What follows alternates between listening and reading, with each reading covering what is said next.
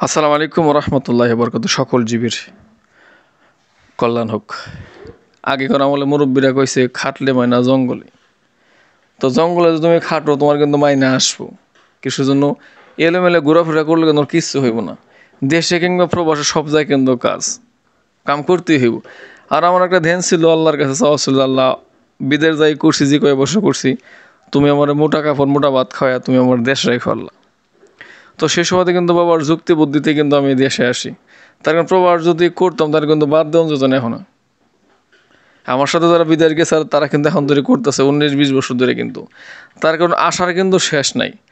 আপনার আকাশচুম্বে আশা করলে কিন্তু এই জন্মে কিন্তু শেষ হইব না।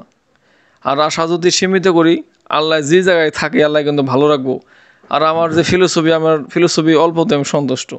দেশে খাটাখাটি যাই করি আলহামদুলিল্লাহ, করা ডাল ভাত খাই রাত্রে খুব সুন্দর দিব্যি ঘুম, কোনো ঝামেলা নাই।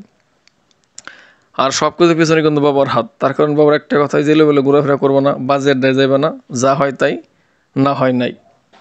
তো সেসব বাড়তি খরচ, বাড়তি আড্ডা, বাড়তি কথাবার্তা কোনো কিছু নেই। আর যে অবস্থা, যে যুগ, অতিরিক্ত কথা বলে ঝামেলাও হতে পারে। এর জন্য যতটুকু সময় হয় গরু বাছুর যা ক্ষেত খোলায় দেন খেয়াল দিই, আলহামদুলিল্লাহ খুব ভালো। তো পেঁপেগুলো কিন্তু খুব বড় হয়েছে। তার কারণ 1 মাস পর কিন্তু পেঁপেগুলো ছিঁড়া। অনেক পেঁপে কিন্তু 1-1.5 কেজি, 2 কেজি, কিন্তু 3 কেজি পরিমাণ কিন্তু হয়েছে। কোনো কোনো গাছ থেকে কিন্তু মানে 15 কেজি পেঁপে কিন্তু নামাইছি এই সিরার ভিতরে। তো 2 কেজি পেঁপে আলহামদুলিল্লাহ মোটামুটি 36 বস্তা, 36 ব্যাগ। বাবাই কিন্তু বেজায় খুশি, কিন্তু শুধু দেখে দেখে কিন্তু ছিঁড়তে হইতেছে। তো এই গাছটা থেকে কিন্তু 2-3 বালতি পেঁপে নামানো হয়েছে, মোটামুটি 15 থেকে 20 কেজির মতো।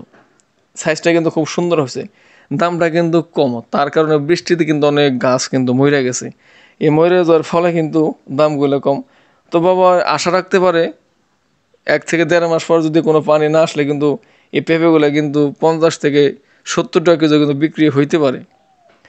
আশার তো বাবা শেষ না, তার কারণে কৃষক কিন্তু খুবই আশা করে। তা বাবা আশায় কিন্তু আলম বাঁচে। ঠিক তাই হয়েছে আমার এই বাবার। যাই হোক, গাড়ি রেডি, গাড়ি কিন্তু রেডি। আমরা এখন আরও দুনিয়ার আমাদের পালা। বাবাই কিন্তু মাথায় একটা বোঝা উঠাই দিল, তার কারণ বাবারে আমি বোঝা নিতে দিই না। তার কারণ আমি আলহামদুলিল্লাহ শক্ত আছি। সেসব বাবাতে আমার তো বেশি শক্ত করতে দিই না, বয়স কিন্তু কম হয়। আমাদের গাড়ি কিন্তু ভরা প্রায় শেষের দিকে। আমাদের এই যে সুলাইমান ভাই কিন্তু খুবই কাজের মানুষ। মানুষটা কিন্তু দেখতে খুব মেরা, কিন্তু কাজে খুব ফুর্তি, খুবই ভালো। তো ধীরে ধীরে কিন্তু আজকে আরও দূর দিকে আমরা নিয়ে যেতেছি। জানি না কতটা করে বিক্রি হইব। আর সবাই কিন্তু অবশ্যই দোয়া করবেন যাতে বাবাই কিন্তু সুন্দর দাম পায়। আর সেসব তো অবশ্যই কাজকে ফাঁকি নয়, কাজকে ভালোবেসে কাজ করতে হবে। আসসালামু আলাইকুম।